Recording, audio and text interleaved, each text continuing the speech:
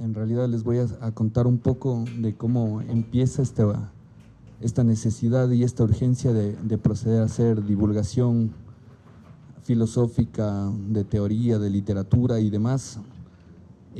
A partir de 2 años atrás, con Pamela, formamos la Escuela de Pensamiento Crítico, viendo las necesidades en realidad que estábamos un poco urgidos de trabajar con la sociedad a función de que haya un poco de divulgación y también de centros de estudio que no estén todavía inmersos totalmente dentro de la academia o de la universidad. Muchas de las personas a veces no tienen mucho tiempo para cursar las carreras universitarias y demás, y tienen una gran afluencia o un gran interés por la literatura, por la filosofía o por la teoría. En realidad han sido 2 años bastante fuertes, bastante duros, pero han sido resignificantes, han sido muy buenos para nosotros. Y bueno, en estas segundas jornadas tratamos de dar un espacio también para que la gente pueda tener un feedback de las personas que están haciendo trabajos supremamente buenos fuera de la academia y con revistas, por ejemplo, o con grupos, o en sí formando talleres o tal vez trabajando en algunos espacios que me parecen supremamente ricos para trabajar la filosofía, la literatura y demás. No quiero restar más tiempo, en realidad les presento a 3 de las grandes personas que admiro mucho dentro de la academia, que les quiero mucho y que también han sido muy generosas con nosotros y que admiramos mucho su trabajo. Está Daniela Alcíbar, María Auxiliadora Valladares y Gabriela Ponce. Les pido por favor un aplauso.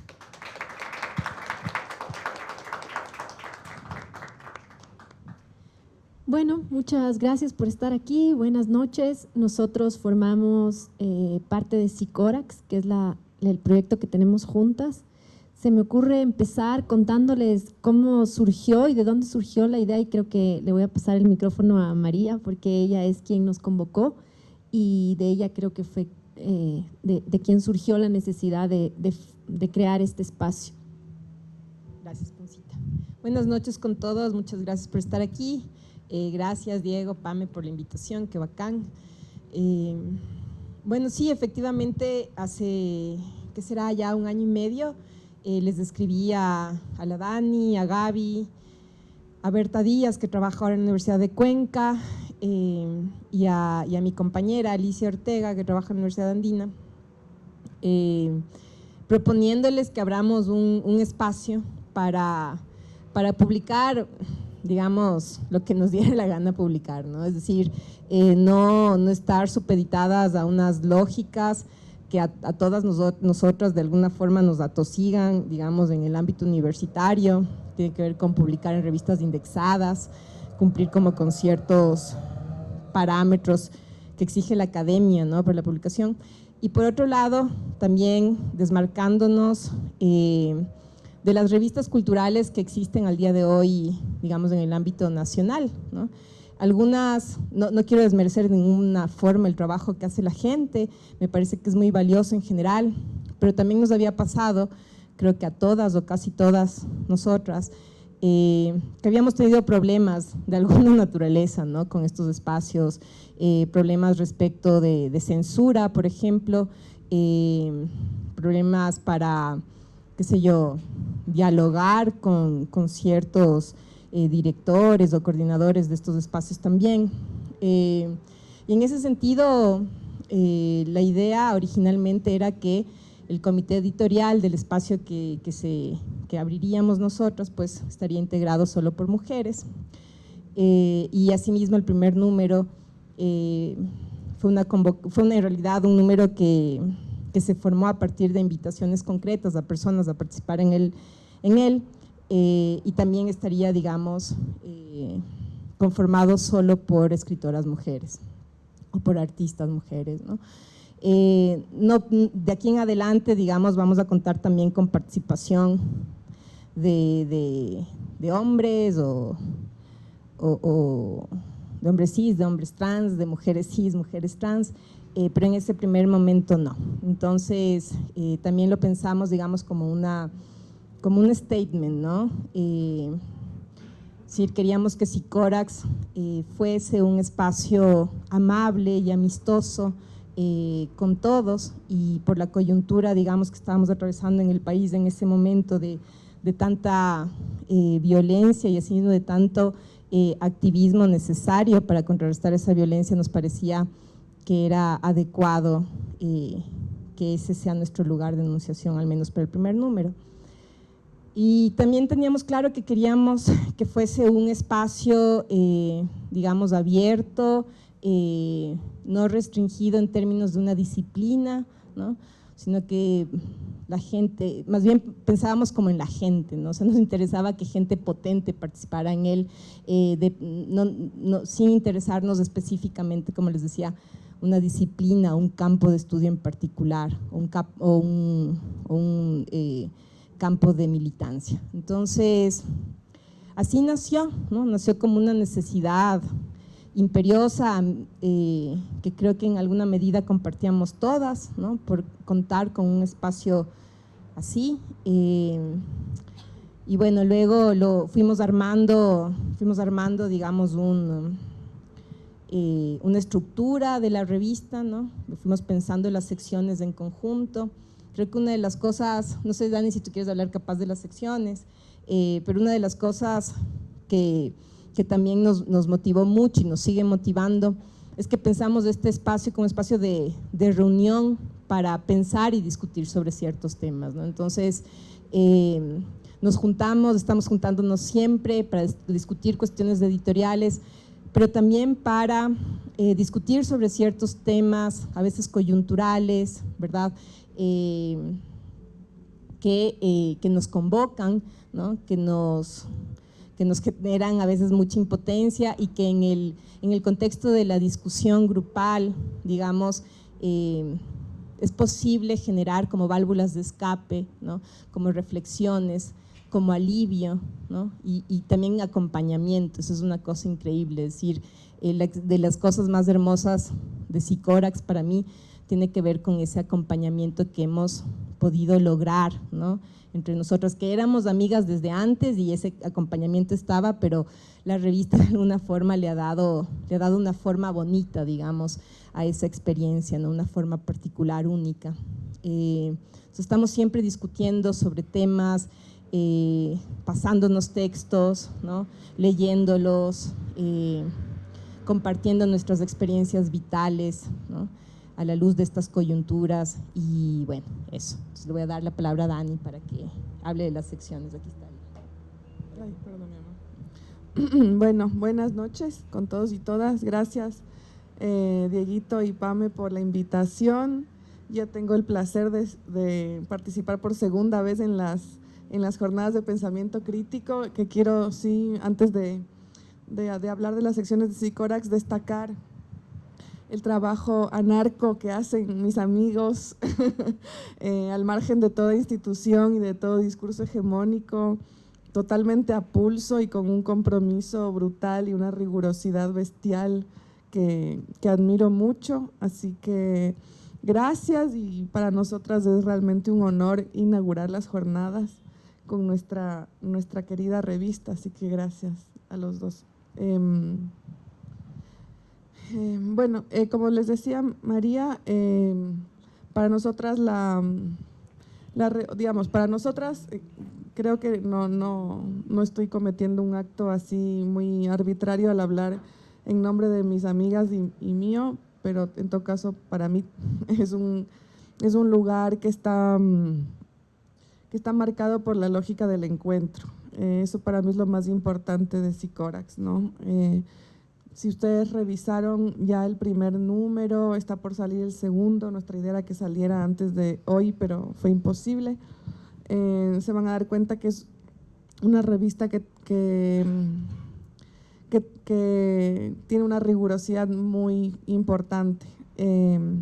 Y eso para mí es importante porque nuestro deseo de salir un poco de las lógicas institucionales y hegemónicas no iba jamás por el lado por el lado de, bueno, escribamos cualquier cosa, ¿no?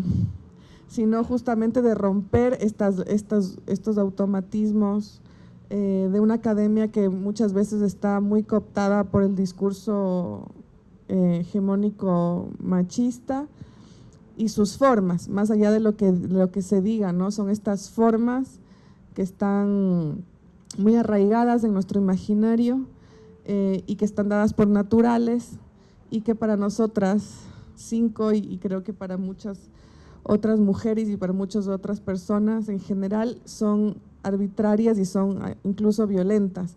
Entonces, para mí, al menos a título personal, Sicorax era la posibilidad de abrir un espacio donde podamos subvertir esos discursos desde otras formas del rigor, porque lo que no falta es rigor, digamos. Hay un trabajo muy fuerte en términos teóricos, conceptuales, textuales, pero creo que abrimos un espacio para el encuentro, para los afectos, ¿no? Para que los afectos empiecen a ser parte del discurso, que está por ahora proscripto, ¿no? Los afectos son cosas de mujeres, ¿no? De cosas emocionales. Entonces, nuestra idea, o mi idea, al ser parte de este proyecto hermoso, ha sido como que el discurso se contamine de estas disidencias afectivas que muchas veces están totalmente prohibidas. Entonces, para mí, como que eso es lo más importante de Sicorax. Si ustedes revisan el primer número van a ver que hay una constante en ese sentido. Bueno, y en ese sentido, para mí la sección más importante de Sicorax, la que más me gusta, la que más cariño le tengo, es la sección de debate, que es una sección en la que siempre escribimos las 5, es una sección delimitada a nosotras, 5, y nos proponemos un tema por número. El primer número el tema fue la contemporaneidad, porque desde el principio nos preguntamos, digamos, nos planteamos hablar sobre cuestiones contemporáneas, ¿no? Que no es lo mismo que actuales. Entonces queríamos pensar un poco esta delgada diferencia entre lo actual y lo contemporáneo y queríamos preguntarnos por qué lo contemporáneo, por qué hemos decidido hablar de estas cosas, hacer un énfasis en lo actual, en lo contemporáneo, en lo presente y no en no sé, en textos de la Edad Media, ¿no? Entonces nos pusimos a pensar, porque pensamos sobre todo desde la premisa de preguntarnos, que la pregunta sea importante, que es este gesto profundamente ensayístico, que es el de la pregunta como materia prima del trabajo, de la escritura. Entonces lo que queríamos era preguntarnos por qué lo contemporáneo, qué entendemos por lo contemporáneo, y qué nos hace acercarnos hacia esta parte más próxima en el tiempo para establecer los parámetros de la revista. Y el resultado para mí fue muy conmovedor, porque todas, sin excepción, no es una escritura colectiva, cada texto está escrito por su autora, y es cierto que nos juntamos previamente y dijimos, bueno, leamos este texto de Agamben, leamos este texto de Derrida, leamos esto, pero cada una luego escribió por su lado. Y todos los textos que forman esta sección están fuertemente atravesados por los afectos. En el caso de Gabriela y mío, por nuestros hijos. En todos los casos hay una fuerte presencia de nuestros afectos más fundamentales para pensar lo contemporáneo y pensar su temporalidad absolutamente anacrónica, ¿no? Que es lo importante. O sea, ahí es donde se diferencia lo actual de lo contemporáneo. Nuestro próximo número, así les adelanto muy someramente, va a tratar sobre, la sección de debate va a tratar sobre qué es lo político en el arte. Es una pregunta que nos convoca mucho a todas, desde distintos lugares. Algunas son más activistas, otras somos menos activistas, algunas tenemos más problemas con el concepto de activismo, más problemas en el sentido de que tenemos conflictos, que no entendemos, que no sabemos cómo ubicarnos. y ahí también está totalmente atravesado el tema afectivo, el tema personal, que viene como a modificar un poco las configuraciones teóricas y conceptuales que hemos estado acostumbradas siempre a manejar desde la academia. Eso, y luego tenemos otras 5 secciones. 5. Las siguientes ensayos, yo les voy a decir 2 más y luego le paso el micrófono. Ensayos, que bueno, son ensayos de temas diversos. Hasta ahora no hemos establecido un tema ni un dossier, no hemos hecho una temática así como específica para pedir las colaboraciones, pero hemos tenido, no sé, ensayos de todo un poco, ¿no? Tuvimos un ensayo de Ana Longoni sobre el tema de la memoria en relación con la dictadura. Hemos tenido como, todos los temas convocan a un cierto sentido de la memoria, a un cierto sentido del cuerpo y cómo se entrecruzan esas dos. Pero también hemos tenido, no sé, creo que esto es de reseñas, pero tuvimos un texto sobre una revista que se llama Extremofilia brasileña, que es mi texto favorito del primer número, porque es una locura. O sea, es una revista de una universidad brasileña, no me acuerdo cuál, de Brasilia, Universidad de Brasilia, que está dedicada a la extremofilia, o sea, a las cuestiones microscópicas o macroscópicas del espacio exterior, y pensar eso desde la biopolítica, desde el feminismo. Entonces, como que, digamos, es un espectro muy amplio, pero al mismo tiempo tiene claramente un lineamiento político y estético muy importante. Y en nuestro primer número fue hermoso también que tuvimos el chance como de traer mujeres de muchos lugares, ¿no? De muchos espacios de América Latina y del mundo, que de alguna forma como que confluyeron en Psicorax desde estos lugares heterogéneos del pensamiento y de la sensibilidad. Entonces eso, la sección de ensayos está sobre todo dedicada, digamos, también a un trabajo de escritura ensayístico, que es algo que escasea porque no está bien valorada. O sea, como que nosotros vivimos un poco entre la polaridad de la reseña y el artículo académico. Y para el ensayo no hay mucho espacio, ¿no? El ensayo, para mí al menos, es una escritura muy, muy querida, y nos parece que hay poco lugar para eso, digamos.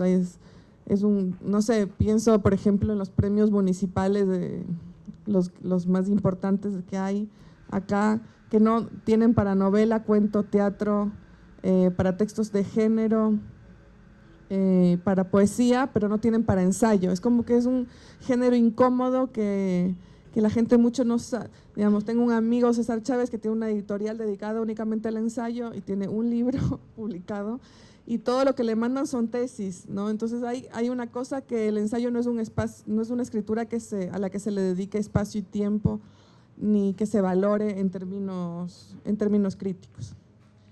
Eso, y luego, bueno, tenemos la sección reseñas, que es tal cual, reseñamos libros, pero también obras, también residencias, espacios, centros culturales, laboratorios, residencias artísticas, o sea, siempre transado por esta premisa de no restringirnos y decir, no, somos solo literatas, somos solo no sé qué. Entonces tenemos, por ejemplo, una reseña sobre el espacio Violenta en Guayaquil, que es una apuesta política, que es una apuesta estética, y que está transada por este tema de lo contemporáneo. Entonces esos son textos más cortitos, más informativos, que dan un poco cuenta también de lo que está pasando en el país, que muchas veces entre Quito y Guayaquil, o entre la costa y la sierra, no nos leemos, no nos conocemos, no nos entendemos, no nos queremos. Entonces también un poco al tener, bueno, en realidad somos mayoría monas, ¿no? Pero bueno, muchas somos monas aquiteñadas o quiteñas nacidas en Guayaquil. Pero en el caso de Berta Díaz, que es mona con todas las letras, y Alicia también, que es 50-50, nos traen como una mirada así que nos ayuda como también a pensar lo que está pasando en el otro lado del país. O sea, en Guayaquil pasan unas cosas bien poderosas y acá ni siquiera nos enteramos. Entonces, bueno, eso, un poco. Y luego Gabriela les va a contar las otras secciones. Sí, yo quisiera volver sobre esta cuestión que me parece fundamental, que es lo relacional, cómo funciona nuestra relación en el momento también de escoger, de leer, esta noción curatorial, que se arma y se organiza a partir de esos afectos y de esos gustos. Creo que es muy bonito el hecho de que no exista, o sea, que exista un sentido de admiración que yo creo que es y de afecto entre nosotros. Creo que la Dani, la última vez que le oí hablar sobre Sicórax en otro espacio, hablaba sobre la amistad como este elemento constitutivo de la experiencia de este espacio y de esta escritura. Y creo que eso para mí es fundamental porque hay una noción profunda también de confianza en lo que al otro le gusta por esa admiración, ¿no? Entonces es muy bonito cuando comenzamos a proponer cuáles queremos que sean las escritoras, los escritores, lo que vamos a reseñar, etcétera, porque creo que hay una posibilidad de abrir, compartirnos estos deseos y estas afectaciones del cuerpo que son admirados por la otra y en ese sentido un contagio. Para mí ha sido muy, muy especial esa experiencia porque además otro tipo de experiencias colectivas son a veces jerárquicas o a veces se imponen una serie de condicionamientos para la toma de decisiones y en este caso somos bastante colectivas y no sé qué palabra utilizar, democráticas, horizontales, gracias. En esa toma de decisiones, ¿no? Entonces, y creo que en debate eso también es muy interesante cómo se arma esa discusión en nuestro interior y cómo cada una va pariendo estos textos que son bien distintos y eso a mí no deja de sorprenderme y no dejo de valorar el hecho de que haya tanta heterogeneidad incluso en esa similitud, ¿no? Porque somos parecidas en ciertos gustos, en ciertas ideas políticas, estéticas y sin embargo nuestras experiencias van generando una escritura tan heterogénea y eso me llama mucho la atención. Y bueno, siguiendo un poco con contarles cómo está estructurada la revista, tenemos otro espacio que para mí también es fundamental y que es de vitrina, que es un espacio en donde mostramos trabajos en proceso o hablamos sobre artistas que, no sé, queremos mostrar un pedazo de su trabajo, pensar un pedazo de su producción actual. Entonces, también siento que es un espacio que sale un poco fuera de lo que es los textos y esta escritura, si se quieren, no sé, más ensayística o no sé cómo llamarla, pero que busca también plasmar el trabajo, por ejemplo, visual. El número pasado tuvimos a esta fotógrafa que María trajo a la mesa, que es Maicelas, ¿no? Maicelas, no puedo pronunciar bien su nombre. Yo no la conocía, pero creo que fue muy importante acercarnos todos a ese trabajo, pudimos tener contacto con ella, pudimos acceder a sus fotografías, es un trabajo políticamente que considero relevante porque justamente retrata mujeres que pasan por unos refugios en Londres, me parece que es en Londres, en el Reino Unido, no es solamente en Londres. Y claro, son retratos de mujeres en condiciones vulnerables que están en estos refugios, ¿no? Y son impresionantes las fotografías y pudimos pedirle a Soledad Álvarez, que conoce el tema de la migración y de esta condición, digamos, de extranjería, de este nomadismo, y entonces le pedimos que escriba y fue bonito esa experiencia. Y entonces en vitrina, este número que se viene, vamos a tener también esta exposición del trabajo de ciertos artistas que nos interesan mucho, ¿no? Vamos a tener en este caso a Aristeo Mora, que es un artista escénico mexicano que estuvo aquí en Casa Mitómana brindando un taller y también enseñando uno de sus trabajos, y que trabaja en una noción de teatralidad expandida que es muy singular, digamos, su trabajo, y lo vamos a contar con eso en este próximo número.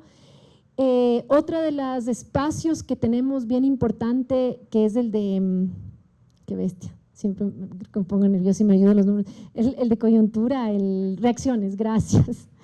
Entonces este es un espacio que a mí también me parece importante, porque buscamos justamente reacciones sobre temas que consideramos coyunturales y frente a los cuales queremos oír voces cercanas también a nosotros ideológicamente, políticamente, y que se expresen desde la reacción, ¿no? Desde tal vez la visceralidad, la emotividad, la afectación. En este caso, el número pasado fue sobre la elección de Bolsonaro en Brasil, y fue muy…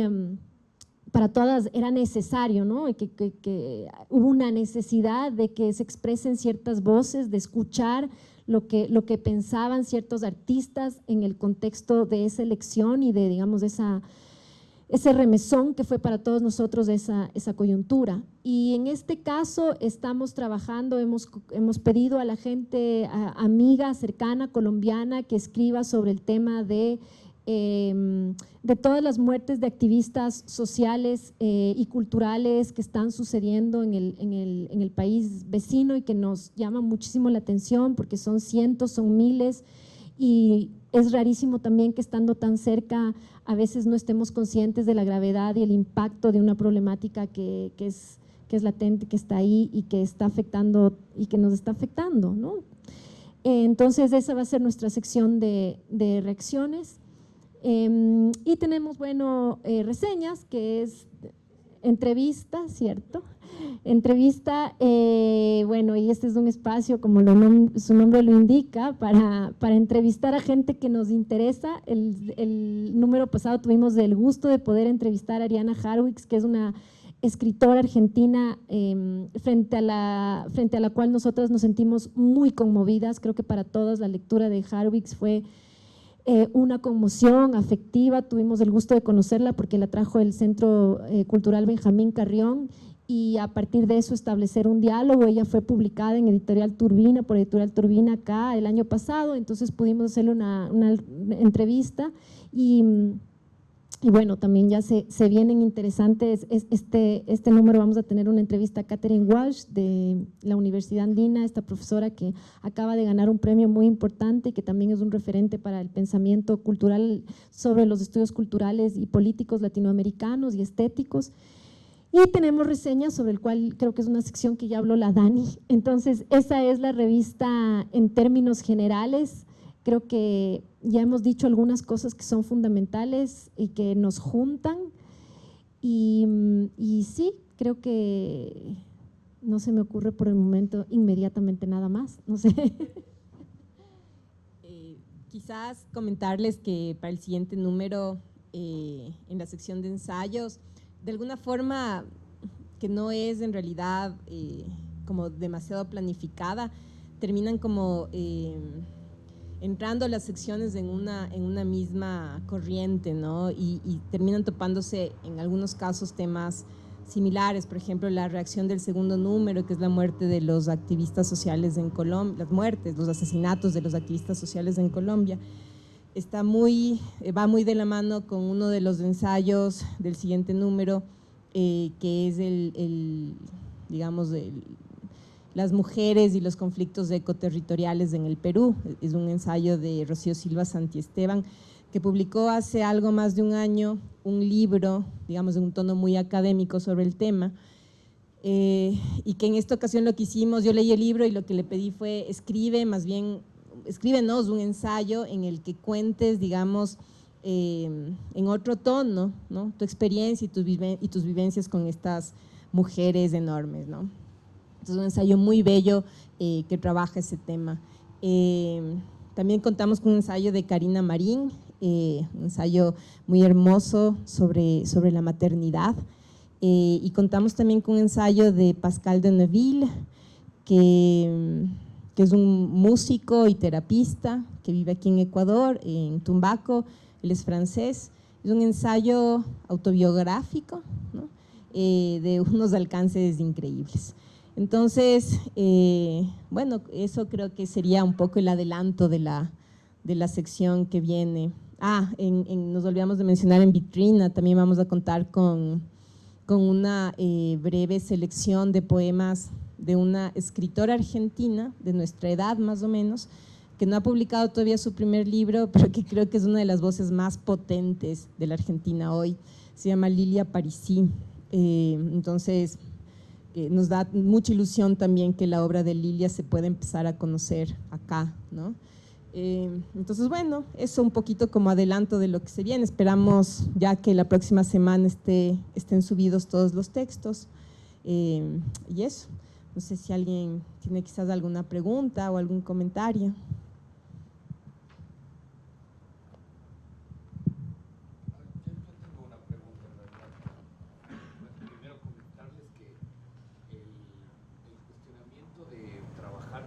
Como decía la Dani, es un género que está un poco, no sé si llamarlo despoblado, marginalizado o demás, pero también tiene cierto producto de formación en el cual me parece que ahora es donde se debe trabajarlo desde otros términos, ¿no? Felicito totalmente el trabajo que ustedes hacen, es fenomenal, y mi pregunta más bien va direccionada en cómo es el medio en este caso, cómo es el proceso de decisión en este caso, convictivamente de ustedes en condiciones en las cuales nuestra academia empieza a pegarnos fuerte a todo el mundo, desde coyunturas específicas de pegar la literatura desde cierto plano, hasta focalizado, esta escuela se lee en esta escuela o estos autores en estos autores. Ustedes mandan una franja gigante para ello, que es muy diversa, que tiene teatro, que tiene poesía, que tiene ensayo y demás. En este caso, ¿cuál es la decisión de ustedes para plantear este tipo de revistas en un mundo académico que está restringiendo, ¿no?, tanto el ensayo, tanto la literatura o las carreras en sí, que se ejerza pensamiento de adeveras en realidad? ¿Cómo es el procedimiento que toman para corresponder a, no sé si sería un contraataque pseudo académico o no, pero… Sí, todas estamos vinculadas a la academia, entonces creo que todas nos sentimos, para todas es, al menos, bueno, hablo en mi caso, ¿no? Ha sido cuando yo comencé a ser profesora a tiempo completo y a identificar cuáles son todas estas exigencias académicas, ¿no?, dentro de los cuales está la producción de una serie de artículos con un lenguaje bastante particular, en donde existen una serie de restricciones que a mí me resultan incómodas, en donde tengo que hablar para unos cuantos que sé que son pocos, que muchas veces no necesariamente quiero… o que me veo restringida por esas formas y por ese lenguaje. Creo que siento que nos pasa un poco a todas, ¿no? Para mí, por ejemplo, la negación de la primera persona, ¿no?, que fue una de las primeras cosas que me dijeron cuando me enseñaron en la universidad a escribir de manera académica, ¿no?, a decir, bueno, no puedes hablar así, cuando para mí es absolutamente indispensable, es la forma que conozco, la que siento además ética y políticamente como con la que me siento cómoda. Esa es la primera restricción que ya me afecta. Entonces, y sin embargo estoy en la academia y reconozco una serie de posibilidades que tengo dentro de la academia, pero tengo la necesidad de que exista un espacio de comunicación y de escritura que no esté restringido por ese tipo de normas, por ese tipo de formas, y también que apele a unos públicos que no se sientan tampoco incómodos, ¿no?, en ese sentido, porque muchas veces acceder a ese lenguaje no es necesariamente hospitalario, ese lenguaje para todos y para todas. Entonces, para mí sí es una apuesta por fuera de la academia para replantearnos un modo de reflexionar desde unas formas extendidas, amplias, diversas, ¿no? Y creo que en ese sentido sí hay, no sé si un cuestionamiento a la academia, pero por lo menos un posicionamiento por fuera de ella para poder establecer un vínculo otro, diferente con los lectores, con la gente, ¿no? Y con mis propias compañeras con las que comparto ese espacio académico también. Eso siento yo. Sí, o sea, y ese es un problema, digamos, que dentro de las academias, las escuelas de humanidades, de ciencias sociales, de artes, están padeciendo también constantemente. Es decir, por ejemplo, en la universidad donde yo trabajo, es uno el trato para los politécnicos, ¿no? Y es otro el trato para las humanidades, las ciencias sociales y las artes. Entonces, bueno, también, digamos, se están pensando, por suerte ahora, nuevas formas, digamos, de evaluar el trabajo de las ciencias sociales y las humanidades en las academias en el Ecuador, pero hasta hace poco era súper complejo, ¿no? Entonces, bueno, dentro de la academia mismo creo que estamos en un lugar que no es privilegiado, ¿no? En un lugar menor inclusive, y claro, como decía Gabriela, teníamos quizás justamente por ese motivo la necesidad de ubicarnos en un lugar que estuviera como apartado de esas lógicas, ¿no? De esas lógicas restrictivas. Sí creo que, digamos, sin necesidad de enunciar necesariamente como una crítica a esas formas de la academia, la hacemos, ¿no? O sea, lo que creo que es hermoso del proceso que nos preguntaste un poco es esto, ¿no? Todas estamos leyendo, digamos, a gente en nuestras áreas que seguramente padecen como las mismas restricciones, ¿no? Y que sabemos que es gente absolutamente potente, con muchas ideas y con mucha necesidad de explorar, digamos, otros lenguajes por fuera de los académicos. Y en ese sentido no es tan difícil, ¿no? Saber a quién acudir, saber a quién pedirle que colabore para la revista, ¿no? Entonces, eso, algo que yo me había olvidado de mencionar es que los primeros números son números que digamos, formamos a partir de invitaciones, y ya después, a partir del segundo año de la revista, haremos como convocatorias abiertas también, ¿no? Porque de alguna forma también ahora mismo estamos, no sé si restringidas es la palabra, pero nuestro universo afectivo, digamos, es un universo pequeño al final, ¿no? Y en ese sentido la idea de abrirnos y hacer una convocatoria creo que le puede dar a la revista también una riqueza insospechada, ¿no? Entonces, bueno, eso, no sé, Dani, si quieres decir algo. Sí, yo a veces como que me siento un poco bicho raro porque yo soy bastante pro academia. Ahí digamos, yo reivindico mucho la academia en la que yo me formé, que es la Universidad Pública Argentina. Conozco poco de otras, de la ecuatoriana sí, de la mexicana, de la brasileña, y siento que la academia, digamos, yo no me posiciono en contra, ¿no? Pienso que la academia puede ser un aparato represivo, pero tiene unos espacios para la emancipación brutales, al menos eso yo aprendí en Buenos Aires y en Rosario, que el lenguaje académico, digamos, no sé, mis clases de escritura de tesis doctoral, que fueron con la inmensa Adriana Mante, estaban puestas en torno a la primera persona. Entonces, creo que hay como academias y academias también, ¿no? Ahorita estamos como muy… Nosotros acá en Ecuador siento que, no sé, en términos de crítica literaria, obviamente siempre hablando en términos generales y no contemplando las inmensas y muy importantes decepciones que hay, está muy anclada en un ideario, no sé cómo llamarlo, un ideario hasta positivista, no sé, en el que se piensa que todavía estamos buscando un saber objetivo, ¿no? Pero hay otros sectores de la academia de los que yo he aprendido muchísimo y en los que yo me siento como muy cómoda y con los que me identifico mucho, que lo que buscan es como trabajar esta idea de la investigación teórica que a veces es tomada también por los saberes más, por las ciencias duras, ¿no? Como un pajazo mental, ¿no? ¿Qué haces pensando cómo funciona el paisaje en la obra de Sergio Che? O sea, como, ¿qué te pasa, no? Bueno, es también una reivindicación de la improductividad del pensamiento. Obviamente que pensar eso no sirve para nada y no va a producir nada y hay poca gente a la que le interesa, pero es una afirmación de un deseo.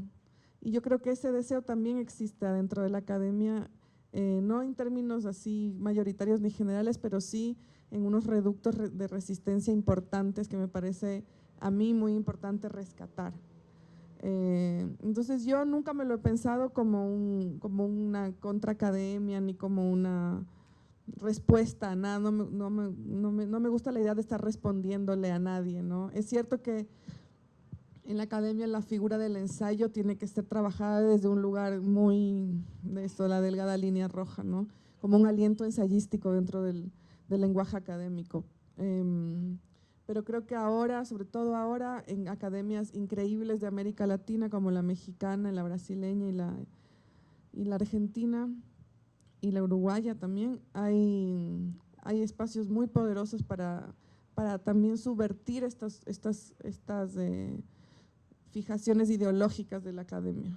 Y yo pienso más bien Sicorax, desde mi punto de vista, para mí, desde mi práctica dentro de Sicorax, como un lugar para empezar a subvertir estos conceptos sobre la academia que ha generado la misma academia. O sea, no sé, estábamos discutiendo el otro día con mi socio de turbina, Juan Pablo Crespo, porque estamos por sacar la primera colección dedicada exclusivamente al ensayo de género en Ecuador. Y entonces estábamos hablando sobre el texto de la solapa de atrás, porque nuestros libros tienen una pequeña descripción de qué va la colección que estamos presentando.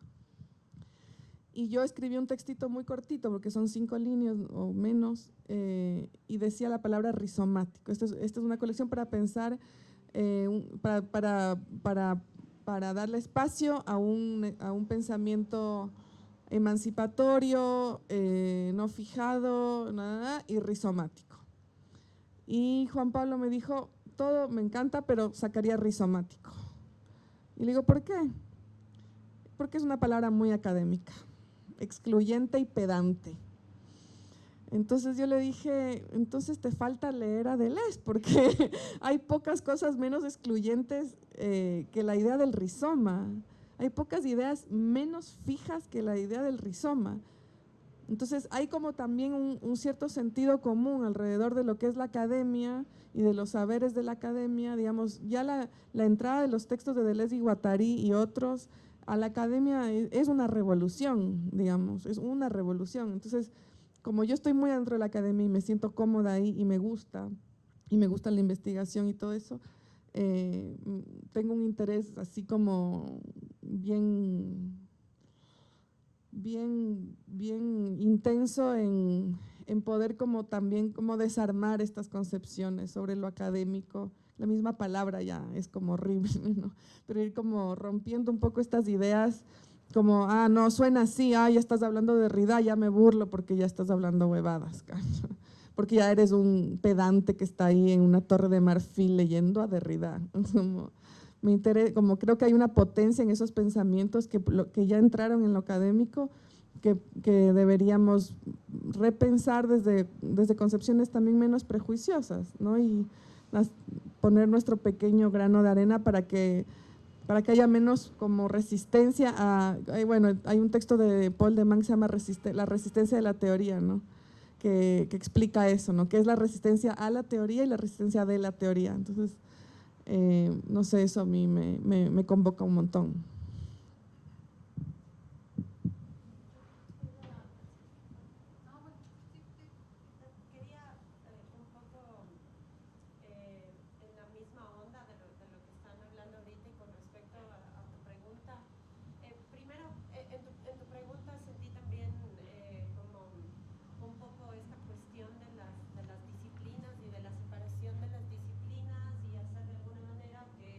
Que converjan varios discursos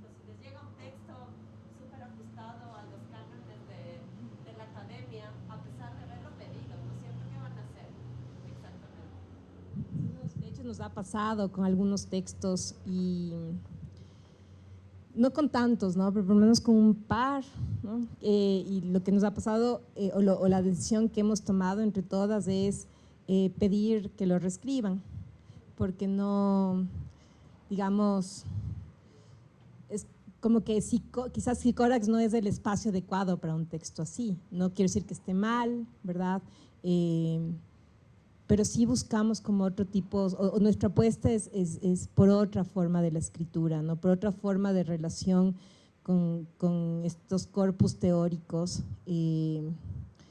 Entonces sí ha ocurrido que hemos tenido que pedir la reescritura. Incluso alguna vez recibimos un trabajo de una filósofa colombiana, brillante, una mujer también súper inteligente, capaz, pero el texto no funcionaba y bueno, yo no fui su interlocutora directa, fue Berta, pero fue súper interesante también porque ella recibió como nuestros comentarios con una apertura increíble, no hubo resentimiento. Sabes que en estos medios también, digamos, el resentimiento está ahí a flor de piel, ¿no? Pero no, fue como creo que ella supo como recibir nuestros comentarios y entender que tal como está el texto no lo íbamos a publicar. Entonces yo no sé, yo no lo he pensado tanto, digamos, no tengo como una respuesta estructurada a tu pregunta sobre la relación con la teoría. En mi caso quizás pasa como más por instintivamente, ¿no? Es decir, yo nunca escribí en el pregrado nunca escribí una tesis, luego en la maestría tuve que escribir una y en el doctorado tuve que escribir una. Y nunca escribí una tesis, digamos, siguiendo la estructura tradicional de la tesis, ¿no? Nunca me pasó. Es decir, mi relación con los textos teóricos que leía era digamos, espontánea en el sentido que le da Luxemburgo a la palabra espontánea, ¿no? Entonces, no sé, yo no lo tengo como tan pensado ni estructurado, ¿no? Ahora, sí pasa también que en los ámbitos en que nos movemos vamos a leer como a ciertos autores, ¿no? Y creo que también el hecho de que seamos mujeres latinoamericanas, ecuatorianas, ¿verdad? Sí nos permite como acercarnos a esos corpus de otra manera, ¿no? Guattari hablaba sobre la potencia, ¿verdad?, de Latinoamérica en ese sentido, ¿no? Porque estamos en un lugar que al final es marginal respecto de las grandes academias en el mundo, ¿no? Y creo que esa, en lugar de ser una desventaja, termina siendo una ventaja muy grande, porque nos permite acercarnos a esa teoría desde otras aristas, ¿no? A partir, digamos, de una experiencia vital, ¿sí?, que no es la del primer mundo, ¿no? Que no es la de las grandes ciudades, la de las grandes cosmópolis. Ese es un lugar en el que yo me siento súper cómoda, que me gusta, ¿no? Es decir, a mí me gusta escribir desde acá, me parece que tiene una, como te decía, una potencia y una riqueza ahí que está siempre dispuesta, ¿no? Para nuestro trabajo.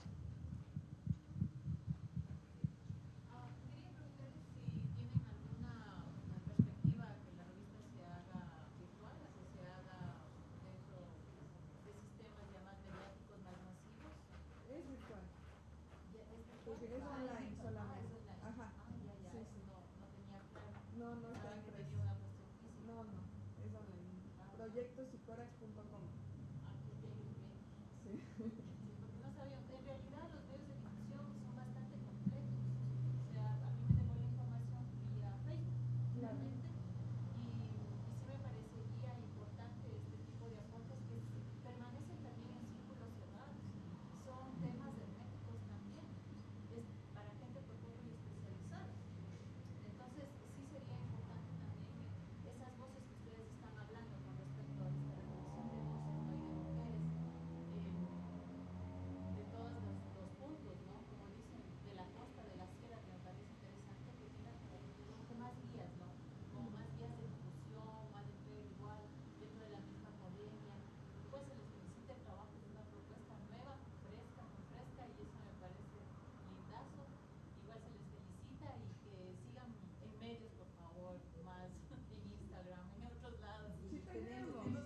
cuenta en Instagram y tenemos cuenta en Facebook.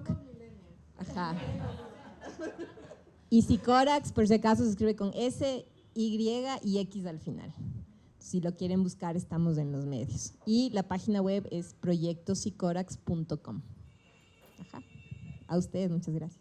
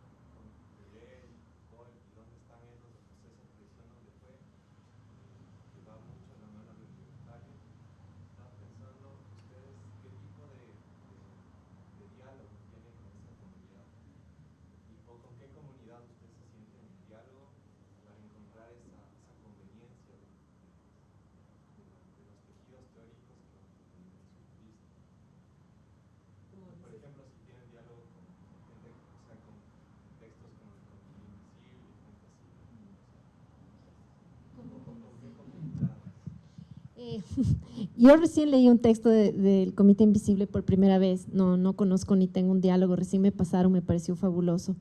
Es una pregunta que tendría que responder cada una porque no creo que haya una respuesta colectiva y yo siento que aquí cada una, y es un poco lo que hemos hablado sobre esa… Y creo que también se refiere a lo que dice María sobre cómo nos van afectando esos escritores y esas teorías y cómo a mí al menos me ha sido una investigación bastante personal, no tengo ninguna afiliación, tengo comunidades afectivas y más de amistad y bueno, trabajo con un colectivo escénico y entonces en esos cruces y en esos encuentros es que se van generando unas ciertas… no sé, unas ciertas complicidades teóricas, ¿no? Extrañamente leemos, creo que todas nosotras, a una serie de autores con quienes coincidimos, quienes nos conmueven. Yo vengo del teatro, la Berta viene también de las artes escénicas, bueno, yo también estudié algo de filosofía, el pregrado lo hicimos juntas en sociología, entonces tenemos una trayectoria que es bastante, en ese sentido… con un recorrido muy particular que va generando eso, ¿no?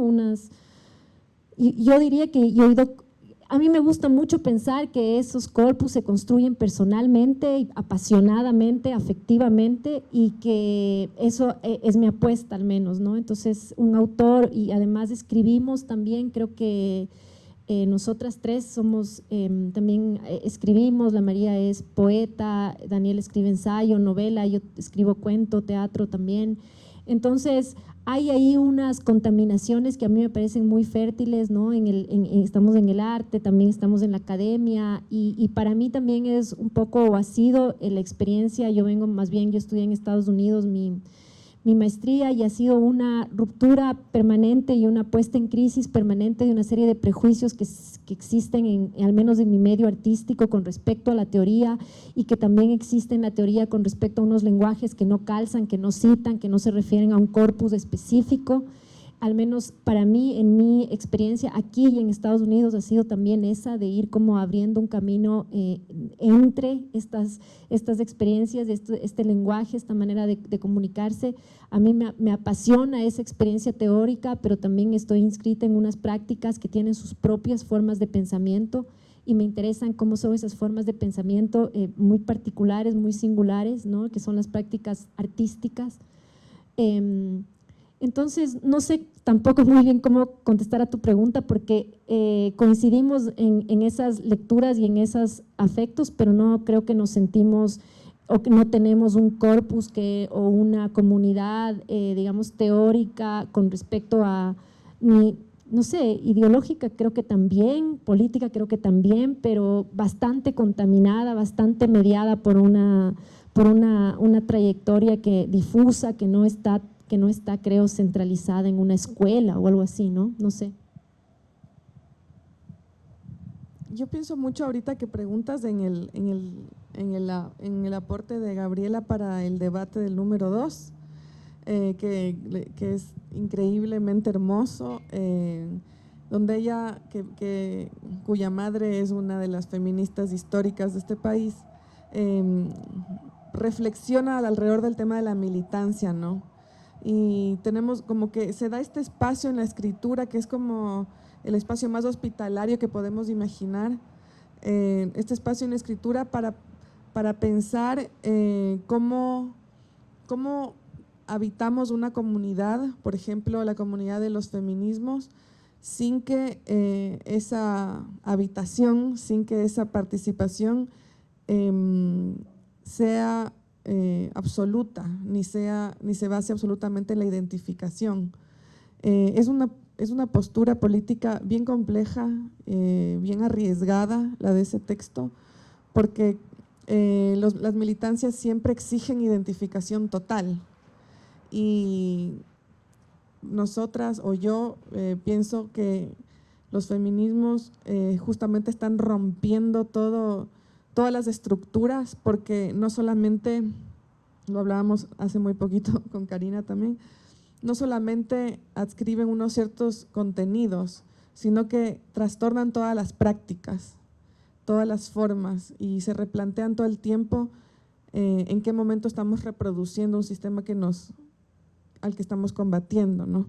Entonces, para mí, como que esa postura que expresó Gabriela en su texto, que todavía no ve la luz, es fundamental, porque piensa la disidencia dentro de la disidencia, ¿no? Y en ese sentido, digamos, tal vez es jalar de los pelos, pero yo en ese sentido es que pienso nuestras comunidades. Sí, no sé si esta vez dice, pero suelo hacer mucho énfasis en el papel que tiene la amistad en esta revista. La amistad como principio teórico, filosófico, afectivo del cuerpo. Y en ese sentido es como cómo diferenciar un grupo de amigos o amigas de una comunidad de amistad, ¿no? Yo siento que nosotras, además de ser un grupo de amigas, somos una comunidad de amistad y generamos hacia afuera o procuramos generar hacia afuera que toda comunidad armada tenga que ver con este afecto fundamental que es la amistad. Entonces pienso en las jornadas de pensamiento-acción que coordinó la Gabriela ahora el mes pasado, donde se vivió una semana del roce, del tacto, del contacto entre cuerpos y cómo eso generaba nuevas distribuciones de lo sensible y cómo eso también hacía cierta política, ¿no? Entonces es como difícil poder designar, aquí empezó esta comunidad y así le podemos llamar, porque eran, en ese caso y en muchos otros, han sido comunidades lábiles, móviles, totalmente porosas, totalmente rizomáticas, que nos hacen pensar unas ciertas políticas del afecto, unas ciertas políticas del cuerpo, unas ciertas políticas teóricas en que se hace vida todo esto, ¿no? Más allá de que cada una tiene tal vez sus militancias particulares y sus militancias siempre mediadas por la duda, por la sospecha, por el pudor, por, no sé, por el reparo, por el trauma y por tantas cosas, siento que lo que tiene de muy singular esta propuesta, al igual que la tienen muchas, es como esta capacidad de ir haciendo como una figura extraña que va moviéndose por intensidades y por redes que son difíciles de aprender, ¿no? Y a eso le apostamos muchísimo.